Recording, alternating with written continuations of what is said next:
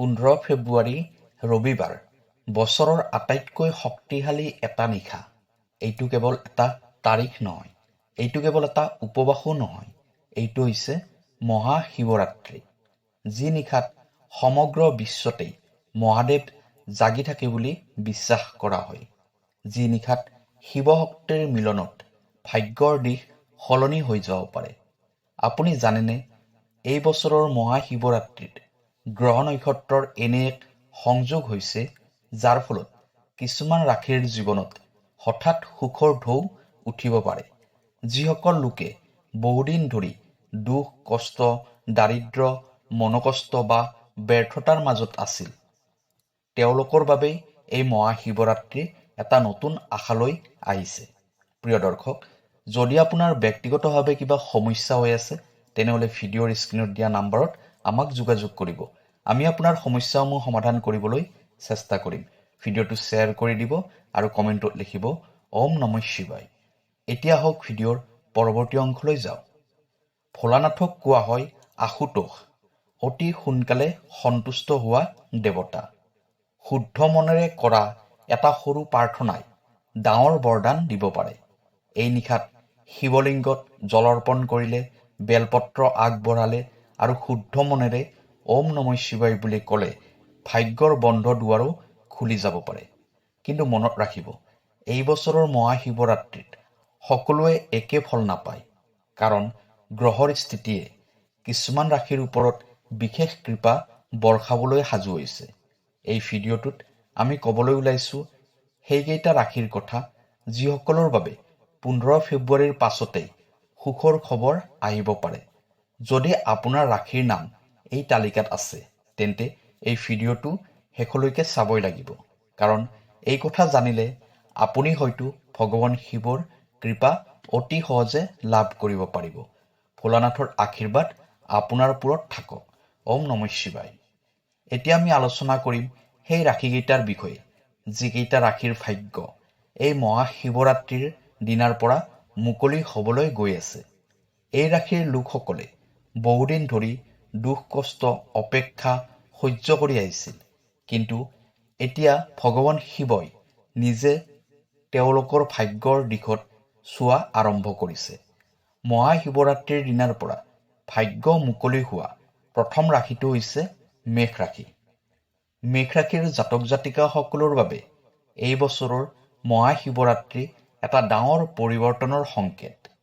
যিসকল মেষ ৰাশিৰ লোকে চাকৰি নাপাই হতাশ হৈছিল বা ব্যৱসায়ত বাৰম্বাৰ লোকচান দেখিছিল, এই শিৱৰাত্ৰিৰ পাছতে এটা শুভ খবৰ আহিব পাৰে।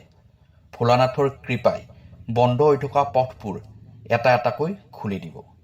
আপুনি নিজেই আচৰিত হ'ব কেনেকৈ কামবোৰ হঠাৎ সঠিক দিশলৈ যাব ধৰিব। এই সময়ছোৱাত নতুন কাম আৰম্ভ কৰাৰ যোগ আছে। ঊৰ্ধ্বতন ব্যক্তিৰ পৰা সহায় লাভ হ'ব।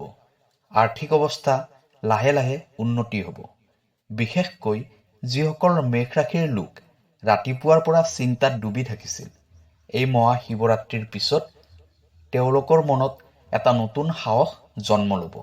এই ৰাশিৰ লোকসকলৰ বাবে এটা গুৰুত্বপূৰ্ণ উপায়, মহাশিৱৰাত্ৰিৰ দিনা শিৱলিংগত এৱা গাখীৰ আৰু গংগাজল অৰ্পণ কৰিব।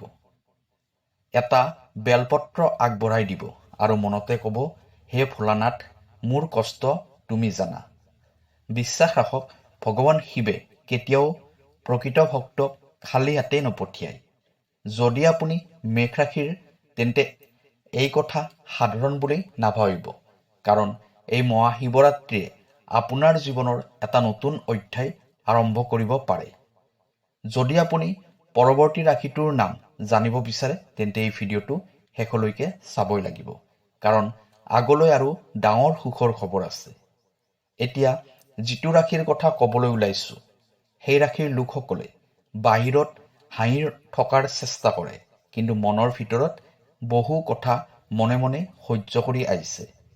বহুদিন ধৰি পৰিয়ালৰ চাপ, টকা পইচাৰ চিন্তা আৰু মনৰ অশান্তিয়ে এই ৰাশিৰ লোকসকলক নীৰৱ কৰি পেলাইছিল। এই দ্বিতীয় ৰাশিটো হৈছে বৃষ ৰাশি। বৃষ ৰাশিৰ জাতক জাতিকাসকলৰ বাবে এই মহাশিৱৰাত্ৰি সুখ আৰু স্থিৰতাৰ বাৰ্তা লৈ আহিছে। যিসকল বৃষৰাশিৰ লোকে অপমান, অৱহেলা বা নিজৰ মানুহৰ পৰা বেদনা পাইছিল, এই শিৱৰাত্ৰিৰ পাছতে তেওঁলোকৰ জীৱনত শান্তি ঘূৰি আহিব। ভোলানাথৰ কৃপাই বিক্ষিপ্ত জীৱনটোক আকৌ নতুনকৈ সজাই দিব। যিবোৰ কথা বহুদিন ধৰি আপোনাৰ মনত গোট খাই আছিল, সেইবোৰে এতিয়া সমাধানৰ পথ পাব। এই সময়ছোৱাত ঘৰ পৰিয়ালত সুখৰ বাতাৱৰণ আহিব। ধন সম্পত্তিৰ ক্ষেত্ৰত উন্নতি হ'ব। বন্ধ হৈ থকা টকা পইচা আকৌ ঘূৰি আহিব। বিশেষকৈ যিসকল বৃষৰাশিৰ লোক ঋণ, কিস্তি বা আৰ্থিক অভাৱত আছিল, এই মহাশিৱৰাত্ৰিৰ পিছত লাহে লাহে উদ্ধাৰৰ পথ দেখা পাব। এই ৰাশিৰ লোকসকলৰ বাবে এটা বিশেষ উপায়। মহাশিৱৰাত্ৰিৰ নিশা এগছি চাকি জ্বলাই ভগৱান শিৱৰ সন্মুখত ৰাখিব আৰু ক'ব, হে মহাদেৱ, মোৰ জীৱনটো স্থিৰ কৰি দিয়া। ভগৱান শিৱ শান্তি ভালপোৱা দেৱ হয়। যিসকলে ধৈৰ্য ধৰি আছিল, তেওঁলোকক তেওঁ কেতিয়াও নিৰাশ নকৰে। যদি আপুনি বৃষৰাশিৰ, তেন্তে এই কথা মনত ৰাখিব, এই শিৱৰাত্ৰি আপোনাৰ বাবে কেৱল উপবাস নহয়, ই হৈছে ভাগ্য সলনি কৰাৰ সুযোগ। এতিয়া আগলৈ আহি আছে এনে এটা ৰাশি, যাৰ ভাগ্য এই নিশাত চমক লগাবলৈ ওলাইছে। এতিয়া যি ৰাশিৰ কথা ক'বলৈ ওলাইছো, সেই ৰাশিৰ লোকসকলে কেতিয়াও সহজ পথ বাছনি নকৰে। সংগ্ৰামেই যাৰ জীৱনৰ সৰ্বদা সংগী হৈ আহিছে। এই ৰাশিৰ লোকসকলে নিজৰ দুখ কেতিয়াও আনৰ আগত প্ৰকাশ নকৰে, কিন্তু ভগৱানৰ ওচৰত নিশ্চুপে সকলো কথা ক'ব জানে। এই তৃতীয় ৰাশিটো হৈছে সিংহ ৰাশি। সিংহ ৰাশিৰ জাতক জাতিকাসকলৰ বাবে এই মহাশিৱৰাত্ৰি মান সন্মান আৰু শক্তিৰ বাৰ্তা লৈ আহিছে। যিসকল সিংহ ৰাশিৰ লোক দীৰ্ঘদিন ধৰি নিজৰ যোগ্যতা থকাৰ পাছতো অৱহেলিত হৈছিল, এই শিৱৰাত্ৰিৰ পিছত তেওঁলোকক চিনি পাবলৈ আৰম্ভ কৰিব। ভোলানাথৰ কৃপাই আপোনাৰ ভিতৰৰ নেতৃত্ব শক্তি জাগ্ৰত কৰিব। আপুনি যি সিদ্ধান্ত ল'ব, সেই সিদ্ধান্তত আত্মবিশ্বাস থাকিব আৰু সফলতাৰ পথ নিজে নিজেই খুলি যাব। এই সময়ছোৱাত চাকৰি বা ব্যৱসায়ত ডাঙৰ সুযোগ আহিব। উচ্চপদস্থ লোকৰ সমৰ্থন লাভ কৰিব। সমাজত নাম আৰু সন্মান বৃদ্ধি হ'ব। বিশেষকৈ যিসকল সিংহ ৰাশিৰ লোকে নিজৰ প্ৰতিভা লুকাই ৰাখিছিল, এই মহাশিৱৰাত্ৰিৰ পিছত তেওঁলোকৰ পোহৰ বাহিৰলৈ ওলাই আহিব। এই ৰাশিৰ লোকসকলৰ বাবে এটা গুৰুত্বপূৰ্ণ সাৱধানতা, এইদিনা অহংকাৰ নকৰিব, কাৰণ ভগৱান শিৱ নম্ৰতাক ভালপোৱা দেৱতা। মনত ৰাখিব, যি মূৰত নম্ৰতা থাকে, সেই মূৰতে মুকুট থাকে। যদি আপুনি সিংহ ৰাশিৰ, তেন্তে এই মহাশিৱৰাত্ৰি আপোনাৰ জীৱনত এক নতুন পৰিচয় গঢ়ি দিব পাৰে। এতিয়া যিটো ৰাশিৰ কথা ক'বলৈ ওলাইছো, সেই ৰাশিৰ লোকসকলে সদায় আনক বুজাৰ চেষ্টা কৰে, কিন্তু তেওঁৰ মনটো কেতিয়াও কোনেও বুজি নাপায়। এই ৰাশিৰ লোকসকল নিজৰ দুখ বুকুত ধৰি ৰাখি আনৰ সুখৰ বাবে নিজক পাহৰি যায়।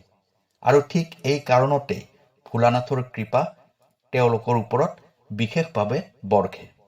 এই চতুৰ্থ ৰাশিটো হৈছে তুলা ৰাশি। তুলা ৰাশিৰ জাতক জাতিকাসকলৰ বাবে এই মহাশিৱৰাত্ৰি সম্পৰ্ক আৰু শান্তিৰ নতুন অধ্যায়। যিসকল তুলা ৰাশিৰ লোক প্ৰেম, দাম্পত্য বা পাৰিবাৰিক সম্পৰ্কত ভাউন অনুভৱ কৰিছিল, এই শিৱৰাত্ৰিৰ পিছতে সেই ভাউন আকৌ মিলিত হ'ব। ভোলানাথৰ কৃপাই ভুল বুজাবুজি আঁতৰাই বিশ্বাস ঘূৰাই আনিব। আপুনি যিবোৰ কথা ক'ব পৰা নাছিল, সেই কথাবোৰো আপোনাৰ হৈ সময়ে ক'ব। এই সময়ছোৱাত প্ৰেমত স্থিৰতা আহিব। দাম্পত্য জীৱনত সুখ শান্তি ঘূৰি আহিব। বিচ্ছেদৰ সম্ভাৱনা থাকিলে তাৰ পৰা উদ্ধাৰ পাব। বিশেষকৈ যিসকল তুলা ৰাশিৰ লোকে বহুদিন ধৰি এটা হয় বা নাৰ অপেক্ষাত আছিল, এই মহাশিৱৰাত্ৰিৰ পাছত উত্তৰ পোৱা যাব। এই ৰাশিৰ লোকসকলৰ বাবে এটা অতি শক্তিশালী উপায়। মহাশিৱৰাত্ৰিৰ নিশা 108 বাৰ ওম নমঃ শিৱায় জপ কৰিব আৰু অন্তৰৰ পৰা ক'ব, হে মহাদেৱ, মোৰ সম্পৰ্কবোৰ ৰক্ষা কৰা। মনত ৰাখিব, ভগৱান শিৱে ভঙা হৃদয় যোৰা লগাব জানে। য'ত মানুহে এৰি দিয়ে তাতেই ভোলানাথ আগবাঢ়ি আহে।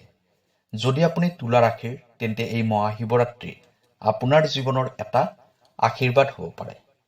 এই মুহূৰ্তত যিবোৰ মানুহে এই ভিডিঅ'টো চাবলৈ পাইছে সেইটো ভগৱান শিৱৰ ইচ্ছাৰ বাবে চাবলৈ পাইছে।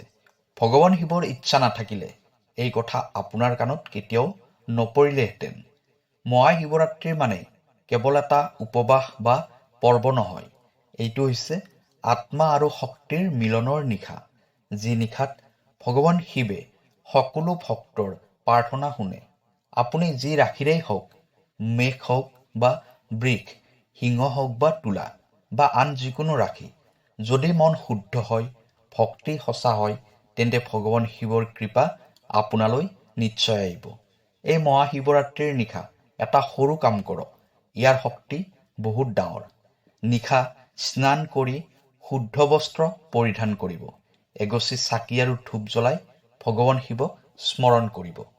শিৱলিংগত গংগাজল বা গাখীৰ আগবঢ়াই দিব আৰু 11 বাৰ মনৰ পৰা ক'ব, হে ভোলানাথ, মই তোমাৰ শৰণ ললো।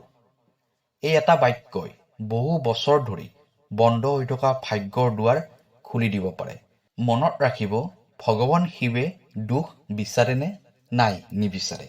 তেওঁ বিচাৰে আত্মসমৰ্পণ।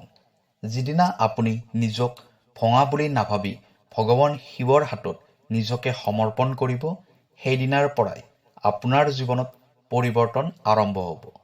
যদি এই ভিডিঅ'টো চাই আপোনাৰ মন অলপমানো শান্ত হৈছে, তেন্তে মন্তব্যত লিখক জয় মহাদেৱ। এই ভিডিঅ'টো আপোনাৰ চিনাকি মানুহৰ লগত শ্বেয়াৰ কৰক, কাৰণ হয়তো আপোনাৰ এটা শ্বেয়াৰে কাৰোবাৰ জীৱন সলনি কৰি দিব পাৰে। ভোলানাথৰ আশীৰ্বাদ আপোনাৰ ওপৰত সদায় থাকক। ওম নমঃ শিৱায়। জয় মহাদেৱ। ধন্যবাদ।